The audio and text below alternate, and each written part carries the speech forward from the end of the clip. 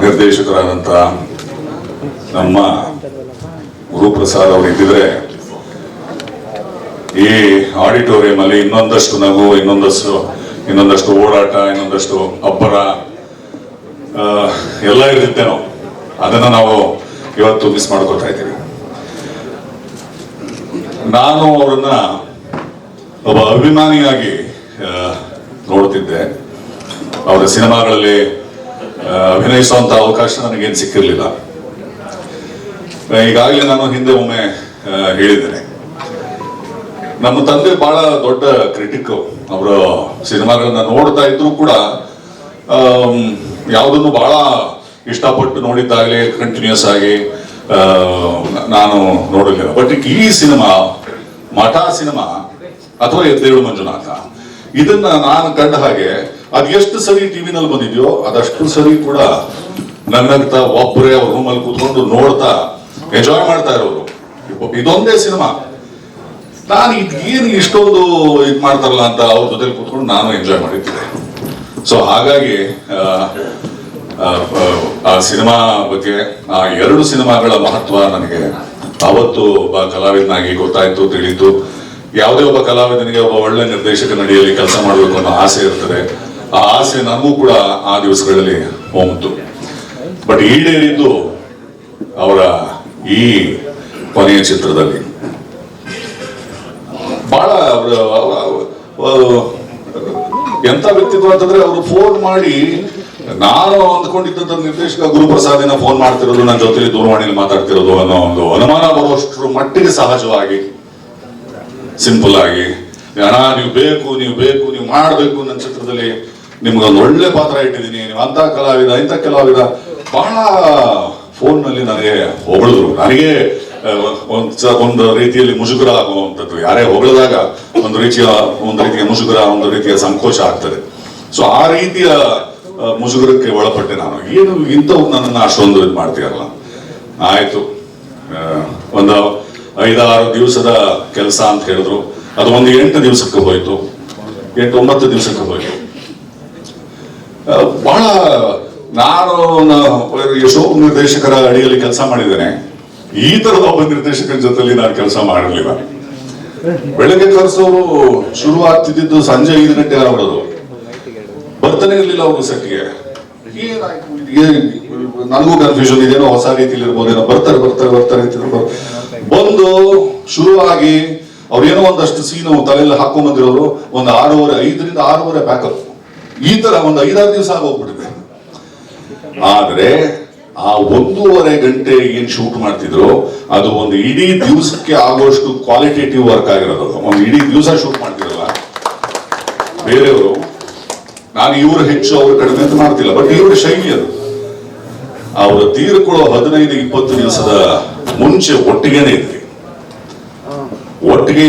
ಆಮೇಲೆ even dubbing ಅಲ್ಲಿ ಕೂಡ ಅವ್ರದೇ ಆದಂತ ಶೈಲಿ, ಒಂದು ರೀತಿ ಅದು ಬರೋವರೆಗೂ ಬಿಡ್ತಿರ್ಲಿಲ್ಲ. ಬರೋವರೆಗೂ ಅಂದ್ರೆ ನಾನೇನಂತಂದ್ರೆ, ನಾನು ಬೇಸರ ಮಾಡ್ಕೊಳ್ಳಲ್ಲ. ಎಷ್ಟು ಸರಿ ಆದ್ರೂ ಮಾಡ್ತಾನೇ ಹೋಗ್ತೀನಿ. ನಾನು ನಿರ್ದೇಶಕರನ್ನ ತಲುಪಬೇಕು, ಅವ್ರಿಗೆ ಏನ್ ಬೇಕಾಗಿದೆ, ಅವ್ರ ಮನಸ್ಸಿನಲ್ಲಿ ಏನಿದೆ ಅದನ್ನ, ಅವ್ರು ಏನ್ ಬಯಸ್ತಾ ಇದಾರೆ ಅದನ್ನ ಕೊಡಬೇಕು ಅನ್ನೋದು ನನಗೂ ಒಂದು ಹಠ. ಆಮೇಲೆ ನಾನು ಗುರುಗೆ ಸಿಕ್ಕಾಕೊಂಡ್ಬಿಟ್ಟೆ. ನನಗೆ ಗೊತ್ತಾಗೋಯ್ತು, ಆಮೇಲೆ ಅವ್ರ ಶೈಲಿ ಗೊತ್ತಾಗೋಯ್ತು. ಸರಾಗವಾಗಿ ಧಾರಾಳವಾಗಿ ಮಾಡ್ತಾ ಹೋದೆ. ಶಬಾಷ್ ಅಂತ ಖುಷಿ ಪಡೋರು, ಹೇಳೋರು. ಅವರದೊಂದು GST ಪೇಮೆಂಟ್ ಬಂದಿರಲಿಲ್ಲ ನನಗೆ. GST ಪೇಮೆಂಟ್ ಕೊಡ್ಬೇಕು ನನಗೆ. ಅದು ನನ್ನ ಆಡಿಟರ್ ಹೇಳ್ತಿದ್ದಾರೆ. ಅಲ್ಲ, ಇರೋದನ್ನ ಹೇಳ್ತೀನಿ, ಅಲ್ಲ ಔಟ್ ಆಫ್ ದ ಟಾಪಿಕ್. ಏನಂದ್ಬಿಟ್ರು ಅಂತಂದ್ರೆ, ನನಗೋರ್ಗೊಂದು ಸಣ್ಣ ಸುಮ್ಮನೆ ಸಾಯ್ತಲ್ಲಿ, ಏನು ಇಷ್ಟು ಹಿಡ್ತಕ್ ಬಂದ್ಬಿಟ್ರಿ, ಚೆನ್ನಾಗ್ ಮಾಡ್ತೀರಾ, GST ಪೇಮೆಂಟ್ ಬಂತಲ್ಲ ಅದಕ್ಕ ಅಂದ್ಬಿಟ್ರು. ಅಂದ್ರೆ ಇದನ್ನ ನಾನು ಆ ವ್ಯಕ್ತಿತ್ವದ ಬಗ್ಗೆ ಹೇಳ್ತಾ ಇದ್ದೀನಿ. ಗುರುಪ್ರಸಾದ್ ಅವರು ಹೇಗೆ ಅಂತಂದ್ರೆ, ಎಷ್ಟೋ ಜನರನ್ನ ನಾನು ನೋಡಿದ್ದೇನೆ, ದೊಡ್ಡ ಜನರನ್ನ ನೋಡಿದ್ದೇನೆ, ಬಹಳ ದೊಡ್ಡ ಹೆಸರುಗಳನ್ನ ನೋಡಿದ್ದೇನೆ. ಆ ಹೆಸರುಗಳನ್ನ ನಾವು ಮಾತಿನಲ್ಲಿ ತೆಗೆಯೋದು ಬೇಡ. ಹತ್ತಿರದಿಂದ ನೋಡಿದಾಗ ನಮಗೆ ಸಿಗೋ ಪಿಕ್ಚರ್ ಬೇರೆ ಆಗಿರುತ್ತದೆ. ನುಡಿಯೋದೊಂದು ನಡೆಯೋದೊಂದು ಆಗ್ಬಿಟ್ಟಿರುತ್ತೆ. ಆದ್ರೆ ಗುರುಪ್ರಸಾದ್ ಅವರು ಒಂದು ಫುಲ್ ಪ್ಯಾಕೇಜ್. ಆತ ಅವ್ರು ಹೇಗಿದ್ರೋ ಹಾಗೆ, ಯಾವುದು ಮುಚ್ಚುಮರೆ ಮಾಸ್ಕೇ ಇಲ್ಲ. ಎಲ್ಲವೂ ಅದು ಖುಷಿಯಾದ ವಿಚಾರ ಆಗ್ಬೋದು, ಬೇಸರದ ವಿಚಾರ ಆಗ್ಬೋದು, ವ್ಯಂಗ್ಯ ಆಗ್ಬೋದು, ಕಿಡಿನುಡಿ ಆಗ್ಬೋದು, ಎಲ್ಲವನ್ನೂ ರಾಚ್ಬಿಡೋರು. ತಾನೇ ನಗುಪಟ್ಲು ಕೂಡ ಮಾಡ್ಕೊಳ್ಳೋರು. ಆ ತರದ ವ್ಯಕ್ತಿತ್ವನ ನಾನು ಮೊಟ್ಟ ಮೊದಲು ಅಂತ ಕಾಣುತ್ತೆ ನಾನು ನೋಡೋದು ಗುರುಪ್ರಸಾದ್ ಅವರಲ್ಲಿ. ಬಹಳ ಅತ್ಯುತ್ತಮವಾದಂತ ನಿರ್ದೇಶಕರು. ಇವತ್ತು ಅವರ ಗೈರು ಹಾಜರಿಯಲ್ಲಿ ನಾವು ಪ್ರಮುಖರಾಗಿ ಬರಬೇಕಾಗಿದೆ. ನಿರ್ಮಾಪಕರ ಕೋರಿಕೆ ಮೇಲೆ ಅನ್ಯತಾ ಭಾವಿಸಬೇಡಿ. ಅವರ ಗೈರು ಹಾಜರಿಯಲ್ಲಿ ಅವರು ನಮ್ಮ ನಾಯಕ ನಟರು, ನಿರ್ದೇಶಕರು, ನಿರ್ಮಾಪಕರು ಎಲ್ಲವೂ ಸಹ. ಅವ್ರು ಇದ್ದಿದ್ರೆ ಇವತ್ತಿನ ವೇದಿಕೆಯಲ್ಲಿ ಅವರ ವಿಚಾರಧಾರೆಗಳೇ ನಿಮ್ಮ ಮುಂದೆ ಸಾಕಷ್ಟು ಇರ್ತಿತ್ತು. ಅವರ ಜಾಗದಲ್ಲಿ ನಾನಾಗಲಿ, ರಚಿತಾ, ನಮ್ಮ ನಾಯಕ ನಟಿಯವರು ಆಗಲಿ, ಕೆಲವಾರು ಕಲಾವಿದರುಗಳಲ್ಲಿ ಇದ್ದೀವಿ. ಅವ್ರನ್ನ ನೆನೆಸ್ಕೊಳ್ತಾ ಅವರ ವರ್ಷನ್ 2 ಎದ್ದೇಳು ಮಂಜುನಾಥ ನಿಮ್ಮ ಮುಂದೆ 24 ಫೆಬ್ರವರಿ ಬರ್ತಾ ಇದೆ. 21 ಕ್ಷಮೆ ಇರಲಿ. ಸೊ ಅವರ ಗೈರು ಹಾಜರಿಯಲ್ಲಿ ಅವರು ಬಹಳ ಇಷ್ಟಪಟ್ಟು ಮಾಡಿದಂತಹ ಕೊನೆಯ ಚಿತ್ರ. ಅದಕ್ಕೆ ಅವರ ಎಲ್ಲವನ್ನು ತೆಗೆದು ಹಾಕ್ಬಿಟ್ಟಿದ್ದಾರೆ. ಏನು ಒಬ್ಬ ಹೊಸ ನಿರ್ದೇಶಕ ಒಂದು ಮೊದಲನೇ ಸಿನಿಮಾಗೆ ತಯಾರಿ ನಡೆಸ್ತಾನೋ ಅದೇ ರೀತಿಯಲ್ಲಿ ಇದು ಕೊನೆಯ ಚಿತ್ರ ಅಂತ ಅವ್ರು ಅಂದ್ಕೊಂಡು ಮಾಡಿದ್ರು ಬಿಟ್ರೋ ನನಗೆ ಅದು ಗೊತ್ತಿಲ್ಲ. ನನಗೆ ಅಷ್ಟೇ ಎನರ್ಜಿಯನ್ನ ಹಾಕಿ, ಅಷ್ಟೇ ಅವರ ಎಲ್ಲ ಕ್ರಿಯಾಶೀಲತೆಯನ್ನು ತುಂಬಿ ಮಾಡಿದ್ದಾರೆ. ನಾನು ಕೂಡ ಒಂದು ಪ್ರಮುಖವಾದ ಪಾತ್ರದಲ್ಲಿ ಅವರ ಜೊತೆಯಲ್ಲೇ ಇಡೀ ಸಿನಿಮಾದಲ್ಲಿ ನನಗೂ ಇದೆ. ಬಹಳ ಮಜಾ ಇತ್ತು. ಅವರನ್ನ ಒಬ್ಬ ಕಲಾವಿದನಾಗಿ ನಾನು ಕಂಡದ್ದು, ಒಬ್ಬ ನಿರ್ದೇಶಕನಾಗಿ ಕಂಡದ್ದು, ಒಬ್ಬ ಸ್ನೇಹಮಯಿಯಾಗಿ ಕಂಡದ್ದು. ಅದೇ ಹೇಳಿದ್ನಲ್ಲ, ವ್ಯಕ್ತಿತ್ವ ಅಬಾಬಾ ಅಂತನೂ ಅನ್ಸೋದು, ಏನ್ ಕ್ರಿಯೇಟಿವ್ ಮೈಂಡ್ ಅಪ್ಪ ಅಂತನೂ ಅನ್ಸೋದು, ಇದು ಯಾಕೆ ಈ ತರ ಮಾತಾಡ್ತಾರೆ ಅಂತನೂ ಅನ್ಸಿದೆ. ಬಟ್ ಎಲ್ಲವನ್ನೂ ನಾ ಹೇಳಿದ ಹಾಗೆ ಯಾವುದನ್ನು ಮುಚ್ಚುಮರೆ ಮಾಡದೆ ನೇರವಾಗಿ ಎಲ್ಲವನ್ನೂ ರಾಜ್ಕೊಳ್ತಾ ತನ್ನನ್ನು ತಾನು ಒಂಥರ ಬಿಡುಗಡೆ ಮಾಡ್ಕೊಳ್ಳೋದು ಅಂತಾರಲ್ಲ, ಆ ರೀತಿಯಲ್ಲಿ ಇರ್ತಿದ್ದಂತ ಒಂದು ವ್ಯಕ್ತಿತ್ವ. ನಮ್ಮ ಸಿನಿಮಾಗೆ ನಿಮ್ಮೆಲ್ಲರ ಪ್ರೀತಿ, ಪ್ರೋತ್ಸಾಹ, ಪ್ರಚಾರ ಜನಗಳಿಗೆ ಹತ್ರ ಆಗೋ ಹಾಗೆ ಮಾಡಿ ಅಂತ ನಾನು ನಿಮ್ಮ ಮಾಧ್ಯಮದ ಎಲ್ಲ ಸ್ನೇಹಿತರಿಗೆ, ಹಿರಿಯರಿಗೆ ನಾನು ಕೋರ್ಕೋತೀನಿ. ನಮ್ಮ ಸಿನಿಮಾಗೆ ಜೊತೆಯಲ್ಲಿ ನಿರ್ಮಾಪಕರ ಒಂದಷ್ಟು ಆಸೆ ಇದೆ. ಈ ಚಿತ್ರ ಬಹಳ ಹತ್ತಿರ ಆಗೋ ಹಾಗೆ ಅದನ್ನ ಜನರಿಗೆ ತಲುಪಿಸ್ಬೇಕು ಅಂತ ಆ ನಿಟ್ಟಿನಲ್ಲಿ ಅವರು ಕೂಡ ಬಹಳಷ್ಟು ಆಸೆಗಳನ್ನ ಇಟ್ಕೊಂಡಿದ್ದಾರೆ. ನಮ್ಮ ರವಿ ಸರ್ ಆಗೋದು, ಅವರೆಲ್ಲರ ಒಂದು ಫ್ರೆಂಡ್ಸ್ ಫೋರಂ ಅಂತ ಏನಿದೆ ಅದನ್ನ ಜಯಶಾಲಿಯಾಗಿ ಬಹಳ ದೊಡ್ಡ ಮಟ್ಟದಲ್ಲಿ ಜೈಬರಿ ಕಾಣೋ ಹಾಗೆ ತಲುಪಿಸ್ತೀನಿ ಅಂತ ನಾನು ಭಾವಿಸ್ತೀನಿ. ಒಂದಷ್ಟು ಈ ಸಿನಿಮಾದ ಗಳಿಕೆಯಿಂದ ಒಂದಷ್ಟು ಅವರ ಕುಟುಂಬ ವರ್ಗಕ್ಕೂ ಅವರ ಮನಸ್ಸಿನಲ್ಲಿ ಏನೋ ಒಂದು ಆಸೆ ಇದೆ. ಅವ್ರು ನನ್ನ ಹತ್ರ ಮಾತ್ರ ಶೇರ್ ಮಾಡ್ಕೊಂಡಿದ್ದಾರೆ. ಅದೇ ಹೇಳ್ಬೇಕೋ ಬೇಡವೋ ಆದ್ರೂ ಕೂಡ ನನಗೆ ಹೇಳ್ಬೇಕು ಅಂತ ಅನ್ನಿಸ್ತಾ ಇದೆ ವೇದಿಕೆನಲ್ಲಿ. ಪುಟಾಣಿ ಮಗಳು ಅವಳನ್ನ ಇವತ್ತು ನಾನು ನೋಡ್ತಾ ಇದ್ದೀನಿ. ಅವ್ರು ನೋಡ್ದಂಗೆ ಆಗ್ತಾ ಇದೆ. ಅವರ ಮೇಡಮ್ ಇದ್ದಾರೆ. ಎಲ್ರಿಗೂ ಒಳ್ಳೇದಾಗಲಿ. ಎದ್ದೇಳು ಮಂಜುನಾಥ ವರ್ಷನ್ 2 ನಿಮ್ಮೆಲ್ಲರ ಪ್ರೀತಿ ಸಿಗಲಿ ಅಂತ ನಾನು ಹಾರೈಸಿ ನಾನು ಎರಡು ಮಾತುಗಳನ್ನು ಮುಗಿಸ್ತೇನೆ. ನಮಸ್ಕಾರ. Thank you. ನಮಸ್ಕಾರ ಎಲ್ಲರಿಗೂ. ಒಂದು ನಿಮಿಷ ಮೈಕ್ ಹತ್ರ ಇಟ್ಕೊಳ್ಳಿ. ಏನು ಒಬ್ಬರದ ಕಾಮ ಅಂತನ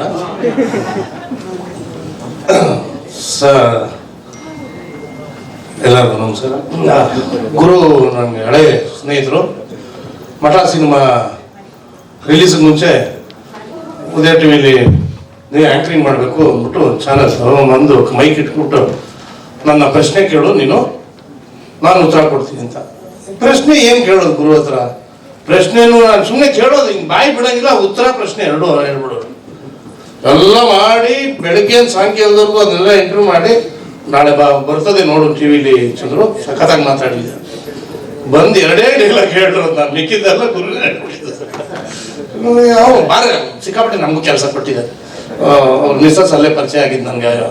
ಡೈರೆಕ್ಟರ್ ಸ್ಪೆಷಲ್ ಪಿಕ್ಚರ್ಲಿ ಕರೆದ ಕಾಸ್ಟ್ಯೂಮ್ ಚಂದ್ರಿಗೆ ಹಾಕ್ಸಿ ಕಾಸ್ಟ್ಯೂಮ್ ಹಾಕ್ಸಿದೆ. ಬೆಳಗ್ಗೆ ಸಾಯಂಕಾಲದವರೆಗೂ ಕೂತಿದ್ದೆ.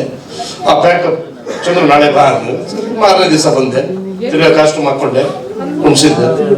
ತಿರ್ಗಾ ಕುಣಿಸ್ಬಿಟ್ಟು ಬೆಳಗ್ಗೆ ಸರಿ ಚಂದ್ರ ಪ್ಯಾಕಪ್ ನಡೆಯೋದು ಸಾಯಂಕಾಲ ಆಯ್ತು. ತಿರ್ಗಾ ಇನ್ನೊಂದು ದಿವಸ ಕರೆಸಿದೆ. 3ನೇ ದಿವಸ ಬಂದೆ. ಇನ್ನೊಂದು ದಿವಸ ಬರಕ್ಕೆ ಹೋಗ್ಲಿಲ್ಲ. ನಾನೇ ಎಲ್ಲಿ ನಾನು ಹುಡುಕಿ ಕೇಳೋಣ ಅಂದ್ರೂ ಕ್ಯಾರವನಲ್ಲಿ ಮಲಗಿರೋದು. ಅವು ಒಂಥರ ಒಬ್ಬೊಬ್ಬ ಡೈರೆಕ್ಟರ್ ಎಲ್ಲ ದೊಡ್ಡ ಚಿಕ್ಕ ಸಣ್ಣ ಎಲ್ಲ ಡೈರೆಕ್ಟರ್ ಕೆಲಸ ಮಾಡಿದ್ದೀನಿ. ಅಂದರೆ ಸ್ನೇಹಿತರಾಗಿ ಭಾರಿ ಸ್ನೇಹಿತರಾಗಿದ್ದರಿಂದ ನಡಿ ಚಂದ್ರ ಇವತ್ತೇನು ಬೇಡ ಮಕ್ಕ ತೊಳ್ಕೊಳ್ಳೋಣ ಅಂದ್ರು.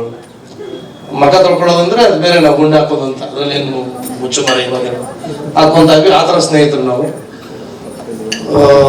ಸಿನಿಮಾದ ಬಗ್ಗೆ ತುಂಬಾ ಚೆನ್ನಾಗಿ ನಾವು ತಿಳ್ಕೊಂಡ್ರೆ, ಉದಯ ಮೆಹ್ತಾ ಅವ್ರ ಸಿನಿಮಾ 2-3 ಸಿನಿಮಾ ಆಕ್ಟ್ ಮಾಡಿದ್ದೀನಿ ನಾನು. ಇವಾಗಿನ ಸಿನಿಮಾ ಏನು ಅಂತ ಇವರು ಹೇಳ್ತಾರೆ.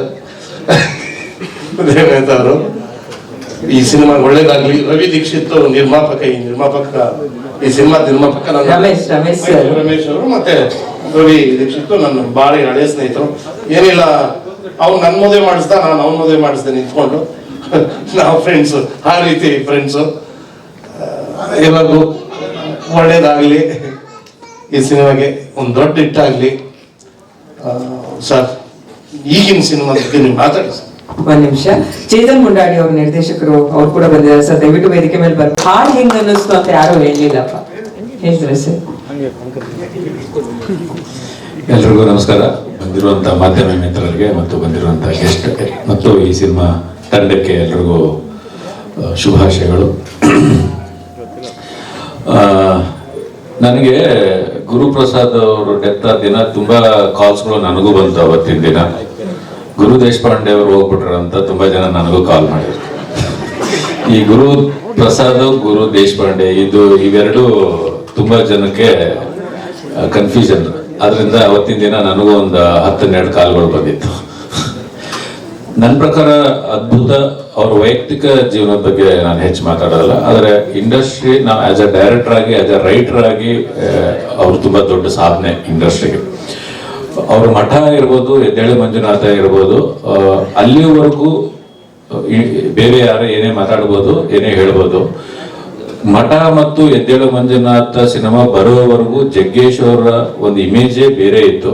ಮಠ ಮತ್ತು ಎದ್ದೇಳು ಮಂಜುನಾಥ ಬಂದ ಮೇಲೆ ಅವರ ನಿಜವಾದ ಬೇರೆಯ ಒಂದು ಇಮೇಜ್ ಅನ್ನ ತಂದುಕೊಟ್ಟ ನಿರ್ದೇಶಕರು. ಅದ್ರ ಬಗ್ಗೆ ಯಾವುದೇ ಡೌಟ್ ಇಲ್ಲ. ಒಂದು ಕಾರ್ಪೊರೇಟ್ ಸೆಕ್ಟರು ಮತ್ತು ಒಂದು ಇಂಟೆಲಿಜೆಂಟ್ ಆಡಿಯನ್ಸ್ ಜಗ್ಗೇಶ್ ಅವ್ರನ್ನ ಸಿನಿಮಾನ ನೋಡಕ್ ಸ್ಟಾರ್ಟ್ ಮಾಡಿದ್ದೆ ಮಠ ಮತ್ತು ಎದ್ದೇಳು ಮಂಜುನಾಥ. ಇದು ಯಾರು ಇಲ್ಲ ಅಂತ ಹೇಳಕ್ ಸಾಧ್ಯನೇ ಇಲ್ಲ. ಅಷ್ಟು ಅದ್ಭುತ ಮತ್ತು ತುಂಬಾ ತಿಳ್ಕೊಂಡಿರುವಂತ, ತುಂಬಾ ಓದಿರುವಂತ ನಿರ್ದೇಶಕರು ಮತ್ತು ರೈಟರು. ಅವರು ಇಲ್ಲ ಅನ್ನೋದು ತುಂಬಾ ದುಃಖ ತರಿಸುವಂತ ಒಂದು ವಿಷಯ.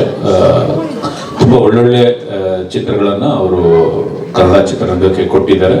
ಅದನ್ನ ನಾವು ಯಾವತ್ತು ಲೈಬ್ರರಿಯಲ್ಲಿ ಇಟ್ಕೊಳ್ಳುವಂತ ಸಿನಿಮಾಗಳನ್ನೇ ಅವ್ರು ಕೊಟ್ಟಿದ್ದಾರೆ. ನಾವು ಯಾವತ್ತು ಅವರು ನೆನಪಲ್ಲಿ ಇರ್ತೀವಿ ಮತ್ತು ಅವರ ಮಾರ್ಗದರ್ಶನದಲ್ಲಿ ಇರ್ತೀವಿ ನಾವು. ಈ ತಂಡದ ವಿಷಯ ಅಂತಂದ್ರೆ ಒಂದು ಒಳ್ಳೆಯ ಪ್ರಯತ್ನ ಮಾಡಿದ್ದಾರೆ. ನನಗೆ ಈ ಸಾಂಗ್ ನಾನು ತಡವಾಗಿ ಬಂದೆ, ಕ್ಷಮಿಸಿ. ಈ ಸಾಂಗ್ ನನಗೆ ರಮೇಶ್ ಸರ್ ಮುಂಚೆನೆ ತೋರಿಸಿದ್ರು. ನಾನು ಅವಾಗಲೇ ಹೇಳಿದ್ದೆ ಇದು ಚೆನ್ನಾಗಿದೆ, ವರ್ಕ್ ಆಗುತ್ತೆ. ಇದು ಮೇಕಿಂಗ್ ಒಂದು 6-7 ನಿಮಿಷ ತುಂಬಾ ಇತ್ತಿದೆ. ಆಕ್ಚುಲಿ ಅವರು ಕಟ್ ಮಾಡಿ 3 ನಿಮಿಷಕ್ಕೆ ಇಳಿಸಿದ್ದಾರೆ. ತುಂಬಾ ಫನ್ ಅವೆಲ್ಲ ಇದೆ. ಒಂದು ಒಬ್ಬ ಡೈರೆಕ್ಟ್ರು, ಒಬ್ಬ ಮ್ಯೂಸಿಕ್ ಡೈರೆಕ್ಟ್ರು, ಒಬ್ಬ ಲಿರಿಕ್ ರೈಟರ್ ಜೊತೆ ಕೂತ್ಕೊಂಡಾಗ, ಸಿಂಗರ್ ಕೂತ್ಕೊಂಡಾಗ ಯಾವ ತರದ್ದು ಒಂದು ಹಾಡು ಹುಟ್ಟುತ್ತೆ ಅನ್ನೋದ್ರ ಬಗ್ಗೆ ತುಂಬಾ ಚೆನ್ನಾಗಿ ಹೇಳ್ತಾ ಹೋಗಿದ್ದಾರೆ. ಇದು ಒಂದು ಇವಾಗ ಬರ್ತಾ ಇರುವಂತ ಟೀಮ್ಗಳಿಗೆ ಇದು ಪೂರ್ತಿ ಬಿಡಿ ಅಂತಾನೆ ಹೇಳೋದು. ಯೂಟ್ಯೂಬ್ ಅಲ್ಲಿ ಅಲ್ಲಿ ತುಂಬಾ ಪೂರ್ತಿ ಬಿಡಿ ಬರ್ತಾ ಇರುವಂತವ್ರು ಕಲಿತಾರೆ. ಆಕ್ಚುಲಿ ಕಲಿಯುವಂತ ಅದೇ ಇದೆ ಇದರಲ್ಲಿ. ಇಡೀ ತಂಡಕ್ಕೆ ಒಳ್ಳೇದಾಗ್ಲಿ, ಶುಭವಾಗಲಿ. ನಮ್ಮ ರಮೇಶ್ ಸರ್ ತುಂಬಾ ಫ್ಯಾಸಿನೇಟಿಂಗ್ ಪ್ರೊಡ್ಯೂಸರು ಮತ್ತು ಅದ್ರ ಜೊತೆಗೆ ರವಿ ದೀಕ್ಷಿತ್ ಜೊತೆ ಹೆಚ್ಚು ಪರಿಚಯ ಇಲ್ಲ. ಒಳ್ಳೇದಾಗ್ಲಿ, ಇಡೀ ತಂಡಕ್ಕೆ ಒಳ್ಳೇದಾಗ್ಲಿ. Thank you. ಎಲ್ರಿಗೂ ನಮಸ್ಕಾರ. ಆಕ್ಚುಲಿ ಇದು ಪ್ರೆಸ್ ಮೀಟ್ ಅಲ್ಲ, ಯಾಕಂದ್ರೆ ಗುರುಪ್ರಸಾದ್ ಸರ್ ಪ್ರೆಸ್ ಮೀಟ್ ಮಾಡ್ತಾ ಇದಾರೆ ಅಂದ್ರೆ ನಾವು ಲೈವ್ ನೋಡ್ತಿದ್ದ ಶೂಟಿಂಗ್ ನಿಲ್ಸಿ. ಆ ಪ್ರೆಸ್ ಮೀಟ್ ಅಷ್ಟು ಮಜವಾಗಿರೋದು. ಗುರುಪ್ರಸಾದ್ ಸಿನಿಮಾ ಬಿಡಿ, ಇಂಟರ್ವ್ಯೂ ನೋಡಕ್ಕೆ ನಮ್ಗೆ ತುಂಬಾ ಖುಷಿ ಆಗೋದು. ಸೊ ಅವ್ರು ಇಲ್ಲದೆ ಅಂದ್ರೆ ಇಮ್ಯಾಜಿನ್ ಮಾಡಕ್ಕೆ ಆಗಲ್ಲ. ನಂದು ಗುರುಪ್ರಸಾದ್ ಸರ್ದು ನಾನು ಫಸ್ಟ್ ಟೈಮ್ ಅಸಿಸ್ಟೆಂಟ್ ಡೈರೆಕ್ಟರ್ ಆಗಿದಾಗ ಜನ್ಮದಲ್ಲಿ ಅಂತ ದಿನೇಶ್ ಬಾಬು ಸರ್ದು, ಅದು ಪೋಸ್ಟ್ ಪ್ರೊಡಕ್ಷನ್ ಸ್ಟುಡಿಯೋ ಅಭಯನಾಡು ಸ್ಟುಡಿಯೋ ಹೋದಾಗ ಸರ್ದು ಆಗ್ತಾನೆ ಎದ್ದೇಳು ಮಂಜುನಾಥ ಡಬ್ಬಿಂಗ್ ಸ್ಟುಡಿಯೋ ಬಂತು. ಸೊ ಡಬ್ಬಿಂಗ್ ಇಂಜಿನಿಯರ್ ಹೇಳಿದ್ರು ಬರೀ ಒಂದು ರೀಲ್ ನೋಡಿದ್ರು. ಅವ್ರು 3 days ಬರೀ ಒಂದು ರೀಲ್ ನೋಡಿದಾರೆ ಅಷ್ಟೇ. ನೋಡ್ದು ಡಬ್ಬಿಂಗ್ ಮಾಡಕ್ ಆಗ್ತಿಲ್ಲ ಯಾರಿಗೂ, ಅಷ್ಟು ಫನ್ ಇದೆ ಅಂತ. ಸೊ ನನಗೆ ನೋಡ್ಬೇಕು, ಒಂದು ರೀಲ್ ಆದ್ರೂ ನೋಡ್ಬೇಕು ಅನಿಸ್ತು. ಅಷ್ಟರಲ್ಲಿ ನಮ್ದು ಜನ್ಮದ ಗೆಳತಿ ಶೂಟ್ ಶುರು ಆಯ್ತು, ದಿನೇಶ್ ಬಾಬು ಸರ್ದು. ನಾವು ಶೂಟ್ಗೆ ಹೋಗಿ ಮತ್ತೆ ಬಂದ್ರು. ಇವ್ರ ದಿನ ಡಬ್ಬಿಂಗ್ ಆಗಿತ್ತು. ಸೊ ಒಂದ್ ದಿವಸ ಧೈರ್ಯವಾಗಿ ಹೋಗಿ ಕೇಳಿದೆ ಗುರುಪ್ರಸಾದ್ ಸರ್ನ, ಸರ್ ಒಂದು ರೀಲ್ ನೋಡ್ತೀನಿ ನಾನು ಅಂತ. ಸರಿ, ಎಷ್ಟು ಕ್ಲೋಸ್ ಆಗಿ ಕರ್ಕೊಂಡು ಹೋದ್ರು ಅಂದ್ರೆ, ಸರಿ ಇವತ್ತು ಜಗ್ಗೇಶ್ ಸರ್ ಡಬ್ ಮಾಡ್ತಾರೆ, ನಾಳೆ ನೋಡೋಣ ಅಂದ್ರು. ನಾಳೆ ಬೆಳಿಗ್ಗೆ ಬೇಗ ಹೋದೆ. ಸರ್ ಕರ್ಕೊಂಡು ಹೋದ್ರು, ಇಡೀ ಸಿನಿಮಾ ತೋರಿಸಿದ್ರು ನನಗೆ. ಸೊ ಸಖತ್ ಖುಷಿ ಆಯ್ತು. ಅಂದ್ರೆ ಸಿನಿಮಾ ನೋಡಿ ಮಠ ನೋಡೇ ನಾವೆಲ್ಲರೂ ಅಂದ್ರೆ ನಮ್ಗೆ ಇನ್ಸ್ಪಿರೇಷನ್. ನಾವೇನಾದ್ರು ಬರಿತೀವಿ ಅಂದ್ರೆ ಇವತ್ತು one of the reason Guruprasad sir ಕೂಡ. ಯಾಕಂದ್ರೆ ಅವ್ರದ್ದು ಡೈಲಾಗ್ಸ್ ನೋಡಿ ಓಕೆ ಡೈಲಾಗ್ಸ್ ಅಲ್ಲೇ ಸಿನಿಮಾ ಗೆಲ್ಸ್ಬೋದು ಅನ್ನೋ ಧೈರ್ಯ ಬಂದಿತ್ತು ನನಗೆ. ಅದು ಅದಾದ್ಮೇಲೆ ನಾವು ಇನ್ನೊಂದು ಸ್ಕೂಲ್ ಮಾಸ್ಟರ್ ಅಂತ ಸಿನಿಮಾ ಮಾಡೋದು, ವಿಷ್ಣುವರ್ಧನ್ ಸರ್, ದಿನೇಶ್ ಬಾಬು ಸರ್, ಅದಕ್ಕೂ ಹೋದ. ಆದ್ರೂ ಸರ್ತಿನ ಸ್ಟುಡಿಯೋದಲ್ಲೇ ಇರ್ತಿತ್ತು ಸಿನಿಮಾ. ಸೊ ಹೋಗಿ ತುಂಬಾ ಜನಕ್ಕೆ ನಾನು ಹೇಳ್ತಿದ್ದೆ, ಯಾರನ್ನ ಅಸಿಸ್ಟೆಂಟ್ ಡೈರೆಕ್ಟರ್ ಆಗಬೇಕು ಅಂತ ಬಂದವ್ರಿಗೆ ಗಬೈನಾಡು ಸ್ಟುಡಿಯೋ ಹೋಗಿ ಗುರುಪ್ರಸಾದ್ ಸರ್ ಇರ್ತಾರೆ, ಅವ್ರನ್ನ ಕೇಳಿ ಅವ್ರೊಂದಷ್ಟು ಮಾತುಕತೆ, ಯಾಕಂದ್ರೆ ಯಾರು ಬಂದ್ರು ಗುರುಪ್ರಸಾದ್ ಸರ್ ಮಾತಾಡಿಸಿ ಒಂದಷ್ಟು ಚರ್ಚೆಗಳು ಮಾಡೋರು. ಸೊ ಅದು ತುಂಬಾ ಖುಷಿ ವಿಷಯ. ಮತ್ತೆ ಗುರುಪ್ರಸಾದ್ ಸರ್ ಇನ್ಸ್ಪಿರೇಷನ್. ತುಂಬಾ ಜನ ಅಸಿಸ್ಟೆಂಟ್ ಡೈರೆಕ್ಟರ್ಸ್ಗೆ ಅವರೆಲ್ಲ ಇನ್ಸ್ಪಿರೇಷನ್. ಯಾಕಂದ್ರೆ 10/10 ರೂಮಲ್ಲಿ ಸಿನಿಮಾ ಮುಗಿಸುವ ತಾಕತ್ತು ಗುರುಪ್ರಸಾದ್ ಸರ್ ಇದ್ದಿದ್ದು, ಇನ್ಕಿದ್ ಯಾರಿಗೂ ಆ ಕೆಪಾಸಿಟಿ ನಾವು ನೋಡಿಲ್ಲ. ಸೊ ಎದ್ದೇಳು ಮಂಜುನಾಥ ಟು ಇರೆಸ್ಪೆಕ್ಟ್ ಆಫ್ ರಿಪೋರ್ಟ್ ಏನೇ ಇರಲಿ, ಸೊ ನಾವು ಗುರುಪ್ರಸಾದ್ ಸರ್ಗೆ ಒಂದು ನಮನ ಮಾಡಬೇಕು ಅಂದ್ರೆ ಯಾರ್ಯಾರು ಮಠ ಎದ್ದೇಳು ಮಂಜುನಾಥ ಇಷ್ಟ ಆಗಿದೆ ಅವ್ರಿಗೆ ಸಿನಿಮಾ ನೋಡ್ಲೇಬೇಕು. ಸೊ ಒಂದ್ಸಲ ಹೋಗಿ ಈ ಸಿನಿಮಾನ ನೋಡಿ ನೀವು ಗುರುಪ್ರಸಾದ್ ಸರ್ಗೆ ಒಂದು ನಮನ ಸಲ್ಲಿಸಲೇಬೇಕು ಅಂತ ನಾನು ಕೇಳ್ಕೊತೀನಿ. ಅದು ಬಿಟ್ಟು ಅದೇ ಒಂದು ಇಂಡಸ್ಟ್ರಿ, ಕನ್ನಡ ಇಂಡಸ್ಟ್ರಿನೇ ತುಂಬಾ ಅಂದ್ರೆ ಲಾಸ್ಟ್ ಇಯರ್ಸ್ ತುಂಬಾ ಮಿಸ್ ಮಾಡ್ಕೊಳ್ತಾ ಇದೀವಿ. ಸೊ ಅದರಲ್ಲಿ ಗುರುಪ್ರಸಾದ್ ಸರ್ ಹೊತ್ತು ಒಂದ್ ಸೆಕೆಂಡ್ ನೀವು ಸಿನಿಮಾ ನೋಡಿ ಅವರಿಗೆ ನಮನ ಸಲ್ಲಿಸ್ಬೇಕು. ಯಾಕಂದ್ರೆ ಮೇ ಬಿ ಆಡಿಯೋ ಸಿಡಿಲಿ ಅಂದ್ರೆ ಫಿಲಂ ಆಡಿಯೋ ಸಿಡಿಲಿ ಹೈಯೆಸ್ಟ್ ಸೇಲ್ ಆಗಿರೋದು ಎದ್ದೇಳು ಮಂಜುನಾಥ ಅಂತ ಅನ್ಸುತ್ತೆ. ಯಾಕಂದ್ರೆ ಯಾವುದೇ ಟಿ ಬಸ್ ಹೋದ್ರು ಎದ್ದೇಳು ಮಂಜುನಾಥ ಫಿಲಂ ನೋಡ್ತಾ ಇರೋದು ತುಂಬಾ ಕೇಳಿದೀವಿ, ಮಿಸ್ ಮಾಡ್ಕೊಂಡಿದ್ವಿ. ಈ ಫಿಲಂ ನೋಡೋದ್ರ ಮೂಲಕ ಅವ್ರನ್ನ ಇದ್ ಮಾಡೋಣ ಅಂದ್ರೆ ಅವ್ರು ನೋಡಿ ಕೊನೆಗೆ ಹೋಗ್ತಾನು ನಾವೆಲ್ಲರೂ ಇವತ್ತಿಗೂ ನಾವು ಪ್ರೀತಿ ಮರ ತ್ಯಾಗಮುದ್ರು ಅಥವಾ ಲವ್ ಇಸ್ ಬ್ಲೈಂಡ್ ಇದ್ರಲ್ಲೇ ಇದ್ರೆ ಸರ್ ಸರಿಯಾಗಿ ಬಂದು ಗುಮ್ಮುದ್ರು. ಇಲ್ಲ ಇದು ಕಿತ್ತೋದ ಪ್ರೇಮ ಇವತ್ತಿನ ಲೈಫ್ ಅವ್ರು ನೋಡ್ತಾ ಇದಾರೆ. ಸೊ ಏನು ಅಂತ ಸರಿ ಗೊತ್ತು, ಅದನ್ನ ಈ ಸಾಂಗ್ ಮುಂದೆ ಕೇಳಿದ್ರೆ. ಸೊ ಸಾಂಗ್ ನೋಡಿ ಆ ಮೇಕಿಂಗ್ ನೋಡಿ ಆಮೇಲೆ ಸರ್ದೊಂದು ಡೈಲಾಗ್ ಬಂತು ಅಂದ್ರೆ ಇನ್ನು ಬಾಳೆಹಣ್ಣಿಗೆ ಹೊಗೆ ಹಾಕಿದ್ಮೇಲೆ ಹಣ್ಣಾಗುತ್ತೆ, ಮನುಷ್ಯ ಹಣ್ಣಾದ್ಮೇಲೆ ಹೊಗೆ ಹಾಕ್ಸ್ಕೊಡ್ತಾನೆ ಅಂತ. ಸೊ ಅದೇ ಇರೋದನ್ನ ಲೈಫ್ ನ ಹುಡುಕಿ ಬರೆಯೋದು ಗುರುಪ್ರಸಾದ್ ಸರ್. ನಾವು ಮಿಸ್ ಮಾಡ್ಕೊಂಡಿದೀವಿ, ಈ ಫಿಲಮ್ ಅಲ್ಲಿ ಕಂಡುಕೊಳ್ಳೋಣ ಅಂತ ಅನ್ಕೋತೀವಿ. ಆ ನಗು ಮುಕ್ತಲ್ಲಿ ನಗು ಇರ್ಬೇಕಂದ್ರೆ ಈ ಸಿನಿಮಾ ಗೆಲ್ಸ್ಬೇಕು ಕರ್ನಾಟಕದಲ್ಲ. ನಮಸ್ಕಾರ. ಗುರು ಸರ್ ಬಗ್ಗೆ ನಾ ಹೇಳ್ಬೇಕಂದ್ರೆ ನನ್ನ ಒಡನಾಟ ಜಿ ಅವರು ಮೊದಲ ಸಾರಿ ರಿಯಾಲಿಟಿ ಶೋಗೆ ವರ್ಕ್ ಮಾಡಿದ್ರು, ಲೈಫ್ ಸೂಪರ್ ಗುರು ಅಂತ. ರಾಘವೇಂದ್ರ ಹುಣಸೂರು ಅವರು ನನಗೆ ಅವರನ್ನ ಮೊದಲ ಸಾರಿ ಪರಿಚಯ ಮಾಡಿರುವಂಥದ್ದು. ಅವರು ನನ್ನ ನೋಡಿದ ತಕ್ಷಣ ನಂದೊಂದು ಡ್ರೆಸ್ ಇದನ್ನ ನೋಡ್ಕೊಂಡೆ. ಅವರು ಫಸ್ಟ್ ನನ್ನ ಹತ್ರ ಒಂದು 3/4 ಗಂಟೆ ನನ್ನ ಡ್ರೆಸ್ ಬಗ್ಗೆ ಮಾತಾಡ್ತಂತ ವ್ಯಕ್ತಿ ಅವರು. ಅದಾದ ನಂತರ ಅದೇ ಟೈಮಲ್ಲಿ ನನ್ನ ಮೊದಲ ಸಿನಿಮಾ ಮದಿಪು ಅಂತೇಳಿ ನಾನು ಶೂಟಿಂಗ್ ಹೋಗ್ಬೇಕಂದ ಟೈಮಲ್ಲಿ ರಾಘವೇಂದ್ರ ಹುಣಸೂರು ಅವರು ಅದನ್ನ ನಿಲ್ಲಿಸಿ ನನಗೆ ರಿಯಾಲಿಟಿ ಶೋಗೆ ಆರ್ಡರೇಷನ್ ಆಗಿ ಮಾಡಬೇಕು ನೀವು ಅಂತೇಳಿ ಕರೆದಾಗ, ಇದನ್ನ ಗುರು ಅವ್ರ ಜೊತೆ ಮಾತುಕತೆ ಮಾಡಿದಾಗ ಅವರು ಮೊದಲು ರಾಘವೇಂದ್ರ ಹುಣಸೂರಿಗೆ ಗುರು ಅವರು ಬೈದರು. ಫಸ್ಟ್ ಅವ್ರು ಮಾಡ್ಲಿ ಅದನ್ನ, ಆ ನಂತರ ಇದಕ್ಕೆ ಇವನು ಮಾಮೂಲು ಇದ್ದದ್ದೇ ಅದು ಅಂತ ಹೇಳ್ಬಿಟ್ಟು. ಅದಾದ ನಂತರ ಅವರು ಡೈರೆಕ್ಟರ್ ಸ್ಪೆಷಲ್ ಅಂತೇಳಿ ಒಂದು ಪುಸ್ತಕನ ಬರೆದ್ರು.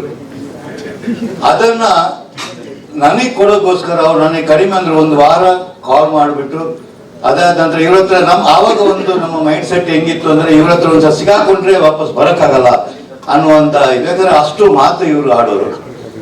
ಬಟ್ ಅವರ ಜೊತೆ ಸೇರ್ಕೊಂಡಾಗ ಅವರ ಒಳಗಿರುವಂತಹ ಪದಪುಂಜಗಳು, ಸಾಹಿತ್ಯದ ಪದಪುಂಜಗಳು, ಪ್ರತಿಯೊಬ್ಬ ನಿರ್ದೇಶಕ, ಪ್ರತಿಯೊಬ್ಬ ಕಲಾವಿದ, ಪ್ರತಿಯೊಬ್ಬ ಕಥೆಗಾರರು ಹುಡುಕುವಂತ ಪದಗಳು ಅವರ ಹತ್ರ ಆರಾಮಾಗಿ ಬರುತ್ತೆ. ನಾವಿಲ್ಲಿ ಸಾಹಿತ್ಯದಲ್ಲಿ ಕೂಡ ಅವ್ರದ್ದು ನಾವು ನೋಡಿದ್ವಿ ಅವ್ರು ಹೆಂಗೆ ಜೋಡಣೆ ಮಾಡ್ತಾರೆ ಅಂತ. ಹೋಗ್ತಾ ಒಂದು ಸಾರಿ ಗುರು ಅವರ ಜರ್ನಿಯಲ್ಲಿ 1 ದಿನ ಇದ್ರು ಕೂಡ ಅವ್ರು ಅವ್ರ ಜೊತೆಗೆ ಇರೋಣ ಅಂದ್ರೆ ಟೈಮ್ ಹೋಗದೆ ಗೊತ್ತಾಗಲ್ಲ. ಆ ಟೈಮ್ ಅನ್ನ ಯೂಸ್ ಮಾಡುವಂತಂದ್ರೆ ಪದಗಳ ಬಳಕೆಗಳನ್ನ ನಮಗೆ ಹೊಸ ಪದಗಳನ್ನ ಕೊಟ್ಟಾಗ ಎಷ್ಟೋ ಸಾರಿ ನಮ್ಗೆ ಅನಿಸುತ್ತೆ ಇವ್ರ ಜೊತೆ ನಾವು ಇರ್ಬೇಕಾಗಿತ್ತು, ಅವ್ರು ನಮ್ ಜೊತೆಗೆ ಇರ್ಬೇಕಾಗಿತ್ತು ಅಂತ ಇವಾಗ ಅನಿಸುತ್ತೆ. ಯಾಕಂತಂದ್ರೆ ಪ್ರತಿಯೊಬ್ಬ ನಿರ್ದೇಶಕನಿಗೆ ಅಥವಾ ಪ್ರತಿಯೊಬ್ಬ ಕಲಾವಿದನಿಗೆ ಅವರ ಜೊತೆ ಕೂತಾಗ ನಾವು ಯಾವುದೋ ಒಂದು ಕಥೆಯ ಇದು ಮಾಡುವಾಗ ಹೊಸ ಕಥೆ ಉಟ್ಕೊಳ್ಳೋದು, ಆ ತರದ ಒಬ್ಬ ತಂತ್ರಜ್ಞ ಗುರು ಸರ್. ಇದು ಮತ್ತೆ ಸುನೀಲ್ ಸರ್ ಹೇಳ್ದಂಗೆ ನಾವುಗಳೆಲ್ಲ ನಿರ್ದೇಶಕರ ಕಥೆಗಳನ್ನ ಅಥವಾ ಒಬ್ಬ ತಂತ್ರಜ್ಞನ ಕಥೆಗಳನ್ನ ಅವರ ನೋವುಗಳನ್ನ ಕೇಳ್ಕೊಂಡೇ ಬಂದಿರ್ತೀವಿ. ಮತ್ತೆ ಯಾರೊಬ್ರು ಮಾತಾಡಿದ್ರೆ ಜಾಸ್ತಿ ಹೊತ್ತು ನೋಡೋಕ್ಕಾಗಲ್ಲ. ಆದ್ರೆ ಗುರು ಅವ್ರು ಏನೇ ಮಾತಾಡ್ಲಿ ಅದನ್ನ ಪೂರ್ತಿ ನೋಡೋ ತನಕ ನಮ್ಮ ಮೈಂಡ್ ಬೇರೆ ಕಡೆ ಹೋಗಲ್ಲ. ಅಂದ್ರೆ ಅಷ್ಟು ಹಿಡಿತ ಅವರ ಮಾತುಗಾರಿಕೆಯಲ್ಲಿತ್ತು. ಇಡೀ ಸಿನಿಮಾಕ್ಕೆ ಒಳ್ಳೇದಾಗ್ಲಿ. ಜೊತೆಗೆ ಸರ್ ಹೇಳ್ದಂಗೆನೆ ಎದ್ದೇಳು ಮಂಜುನಾಥ ಸಿನಿಮಾ ಹೆಂಗೆ ನಮ್ಮನ್ನ ಕಾಡ್ತಾ ಇತ್ತು. ನಾನು ಯಾವಾಗಲೂ ಹೇಳ್ತಿದ್ದೆ ಕಾಡುವ ಸಿನಿಮಾ ನೋಡುವ ಸಿನಿಮಾ ಅಂತ. ಅಂಥದ್ರಲ್ಲಿ ನಮಗೆ ಅವರ ಸಿನಿಮಾಗಳು ನನಗೆ ಒಂಥರದಲ್ಲಿ ಕಾಡುವ ಸಿನಿಮಾಗಳು. ಯಾಕಂದ್ರೆ ಸಿನಿಮಾಯಿಂದ ಹೊರಗೆ ಬಂದಾಗ ಆ ಪಾತ್ರಗಳು ನಮ್ಮೊಳಗಡೆ ಕಾಡ್ತಾ ಇರುತ್ತೆ. ಆ ಥರದ ಪಾತ್ರಗಳನ್ನು ಅವರು ಸೃಷ್ಟಿ ಮಾಡ್ತಾರೆ. ಅವರ ಕತೆ ಕೂಡ ಅಷ್ಟೇ ಗಟ್ಟಿತನ ಇರುತ್ತೆ. ಇದು ನೋಡ್ಬೇಕಾದಂಥ ಸಿನಿಮಾ, ಕಾಡುವ ಸಿನಿಮಾ. ಎಲ್ಲರೂ ಜೊತೆಯಾಗಿ ನೋಡೋಣ. ಇದರ ಜೊತೆಗೆ ಚಿತ್ರರಂಗದ ಬೆಳವಣಿಗೆಗೆ ಇದೊಂದು ದಾರಿ ಯಾಗಲಿ ಅಂತೇಳಿ ಹೇಳ್ತಾ ಎಲ್ಲರಿಗೂ ಧನ್ಯವಾದಗಳು.